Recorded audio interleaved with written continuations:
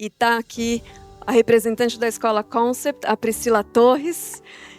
Ela é líder educacional com mais de 25 anos de experiência em escolas internacionais, bilíngues e americanas. Atuou por vários anos no exterior, onde morou e liderou projetos educacionais em contextos multiculturais, ampliando a sua visão de mundo e aprofundando seu compromisso com uma educação conectada ao mundo. Atualmente é Head de Business Unit da Business Unit de vanguarda do Grupo SEB e lidera 3 unidades da Escola Concept no Brasil. Gente, eu faço parte da comunidade, devo dizer que o que vocês assistiram aqui realmente acontece.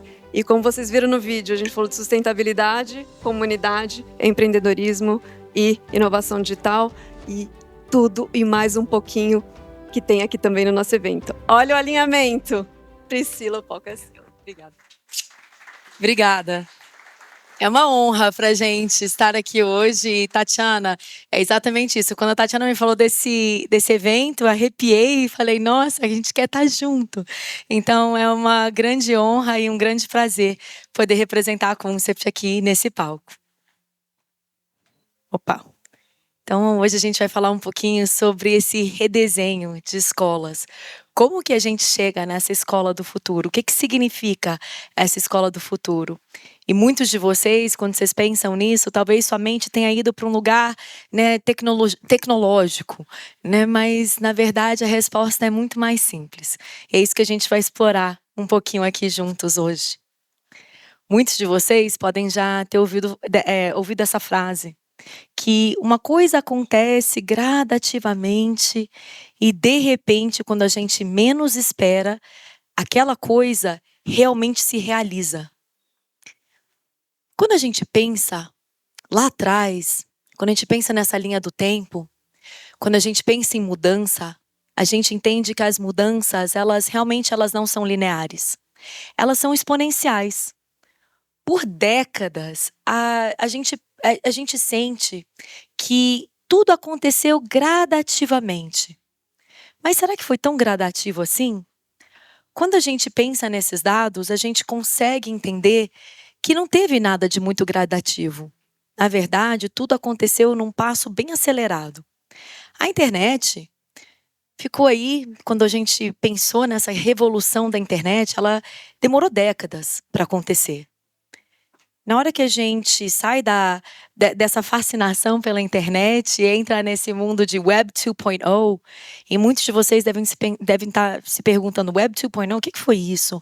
A educação foi um termo tão comum, foi comum, né, esse termo, o uso desse termo. O Web 2.0 foi quando sai do estático e entra para a criação, onde o social, mídias sociais entram, quando você começa a co-criar esses espaços dentro de um ambiente tecnológico. Quando a gente pensa, então, na revolução Web 2.0, demorou anos para acontecer. Devices, anos. E aí, quando a gente chega no Generative AI, a IA generativa, meses. Gente, será que foi gradually and then suddenly? Vamos se aprofundar um pouquinho mais nos dados. Quando a internet chegou, o acesso à internet, lá nos anos 2000, né, parece que tem tão pouco tempo, a gente tinha 6,8% da população com esse acesso. E, de repente, esse monopólio que as escolas tinham, ele acabou. Ele foi quebrado.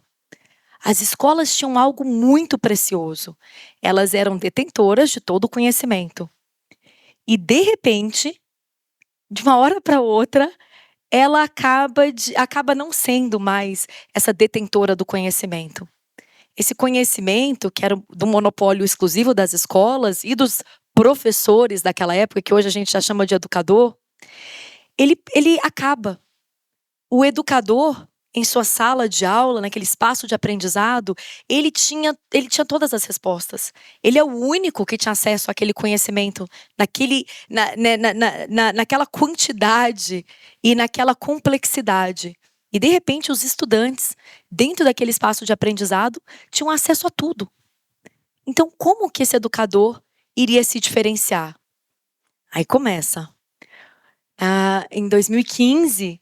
a gente fala, bom, teve o Web 2.0 Revolution, e aí todo mundo usando o YouTube, fazendo upload de conteúdos, e aí essas 400 horas de conteúdo sendo uploaded por minuto. E hoje o número é muito mais alto, a gente tem mais de 500 horas de conteúdo sendo uploaded por minuto. 500 mil milhões de minutos de conteúdo sendo uploaded por minuto. Quando a gente fala assim, a gente fala, nossa, acabou, mais conteúdo acabou de ser uploaded agora no YouTube, enquanto a gente está aqui falando dessa frase, dentro desse espaço. E aí a gente fala, nossa, será que os educadores realmente vão continuar sendo essa peça-chave do processo de ensino e aprendizado? Os educadores, de repente, se tornam criadores do conteúdo. Antes, eles passavam esse conteúdo. Aí eles começam a ter seus canais de YouTube. Os próprios estudantes hoje, com seus canais de YouTube. E aí? Aonde isso vai parar? E qual que é esse passo da tecnologia? Em 2019, a gente tinha aí 110 milhões de pessoas inscritas em MOOCs, em comunidades online de aprendizado. Olha isso, 110 milhões de pessoas. Hoje, 2025, esse número passa de 220 milhões de pessoas. É impressionante quando a gente pensa em o quão rápido as coisas estão acontecendo. E quando a gente fala da pandemia, 1,6 bilhões de pessoas afetadas, estudantes afetados pela pandemia. Significava que realmente o sistema global de ensino, ele realmente estava aí, forçado a fazer uma mudança e forçado para o online. E de repente, quando a gente está imerso dentro dessa pandemia, todo mundo apostou, gente, a escola perdeu seu lugar.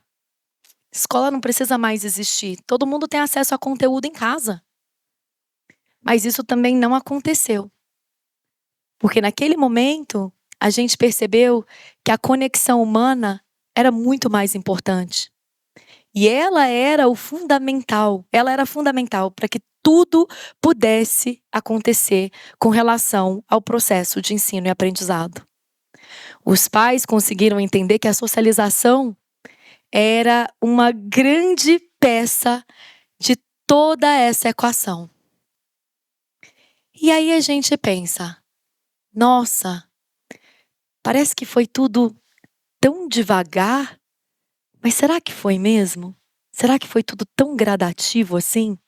Ou será que a gente pensa, nossa, tudo foi tão rápido e não tiveram sinais ao longo desse processo? Mas será que não tiveram? A gente conseguiu ver que os sinais existiram. Opa, vou voltar um. E aí, quando a gente pensa nas possibilidades que foram sendo apresentadas ao longo desse processo, dessa linha do tempo, a gente também chega e se depara com o AI, com o IA generativo. E todo mundo fala, nossa, mas foi tão de repente que tudo isso aconteceu? E foi tão de repente que o IA generativo começou a entrar nas nossas vidas? Mas não teve nada de tão de repente assim. Os sinais estavam lá. E quando a gente fala de futures thinking, a gente fala justamente desses sinais. Quais são os sinais que estão acontecendo no mundo de hoje que já estão nos apresentando que alguma mudança vai acontecer? E hoje a gente chega num momento importante das nossas vidas e de todas essas linhas de tempo que a gente passou, que é esse EQ gap. A gente tem um gap importante de inteligência emocional. Então temos aí a IA e os humanos. Quando a gente fala de IA, de AI, a gente sabe que o melhor tutor de todos os tempos, o tutor que tem o melhor QI de todos os tempos é o IA. Não tenho dúvida disso. A gente não pode competir com o IA. Eu fui educadora durante muitos anos, sou educadora até hoje, mas eu estava dentro da sala de aula durante muitos anos. E quando eu estava dentro da sala de aula, e fui professora particular também, eu realmente dominava todos os meus assuntos, matemática, ciências, e eu me achava com o maior QI de todos, ainda mais como professora particular. Mas hoje a gente sabe que não é bem assim. Os tutores de IA são muito mais poderosos do que a gente. Mas quando a gente pensa em IA, ele tem zero inteligência emocional. A inteligência emocional não está lá. E o que as escolas têm? As escolas de maior inovação, o que elas vão ter? Elas vão ter isso, educadores. Educadores com uma inteligência emocional apurada, com uma inteligência emocional elevada, que hoje se torna a coisa mais valiosa dentro do ecossistema de uma escola. Não existe nada mais valioso do que a inteligência emocional. E todos nós temos essa inteligência.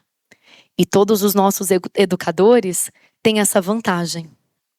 Porque a gente vai entrar num novo sistema operacional. O sistema operacional antigo das escolas era realmente entregar conteúdo. Não é à toa que existem aí as apostilas, os professores detentores de conhecimento. Um colega meu outro dia foi numa escola e ele falou: Priscila, foi numa escola, você não vai acreditar. Tinha um palco, um microfone, tinham 80 estudantes em sala. Eu falei: nossa, ainda existe isso? Ele: Priscila, você não vai acreditar, a escola inteira era assim. E essa era uma escola considerada bastante inovadora nessa região. Eu falei: nossa, ou seja, ainda existe esse sistema operacional. E ele ainda é muito comum. Onde a entrega desse conteúdo pelo educador é o mais importante. Mas a gente sabe que o novo sistema operacional não vai demandar isso. A gente sabe que esse novo sistema significa que o aprendizado é uma consequência do pensar. Quando a gente pensa nos nossos colegas, eu amo um colega pesquisador que chama Ron Richard. Ele faz parte do Harvard Project Zero, Graduate School of Education. E ele fala muito sobre o aprendizado. E que o aprendizado é uma oportunidade social. É um social endeavor. Quando a gente fala do aprender, a gente também fala de se conectar. E que não existe o aprender sem se conectar. Então, para que a aprendizagem possa ocorrer, vai muito além do desenvolvimento desse conteúdo e da entrega desse conteúdo. A gente precisa dessa parte social. Então, qual que é a nossa meta como escolas do futuro? A nossa meta é cultivar hábitos da mente. Porque esses hábitos da mente vão ser as estratégias mentais que vão nos ajudar a navegar todas essas incertezas. Os hábitos da mente vêm dos institutos dos hábitos da mente. Os pesquisadores principais são a Benna Kalick e o Art Costa. E os dois falam muito sobre o que as pessoas mais bem-sucedidas do mundo, como que elas se desenvolviam com relação a esses comportamentos, a esses hábitos, a o que eles chamam de dispositions of learning, como que elas apresentavam isso. E eles mapearam 16 hábitos da mente que ajudam a gente a navegar essas incertezas. Hábitos como ouvir, escutar, com empatia, persistir, olhar o problema como uma oportunidade. E com isso, o educador ele se torna esse arquiteto. Ele sai dessa onda de somente entregar o conteúdo. E ele passa a ser esse arquiteto de experiências. Ele desenha experiências de aprendizado, levando o social e o emocional em conta. E aí, ele se torna esse grande arquiteto do pensar e do pertencer. A importância da gente valorizar esse pensar e esse pertencer ao longo desse processo. Então, quando a gente fala de redesenhar a educação do Brasil e do mundo, a gente está falando que o que a gente mais precisa é dessa conexão humana e desse pensar com profundidade. Isso vai fazer com que a gente consiga chegar nesse futuro e todo mundo junto vai conseguir chegar lá. Então, obrigada, Tatiana. Obrigada. Obrigada.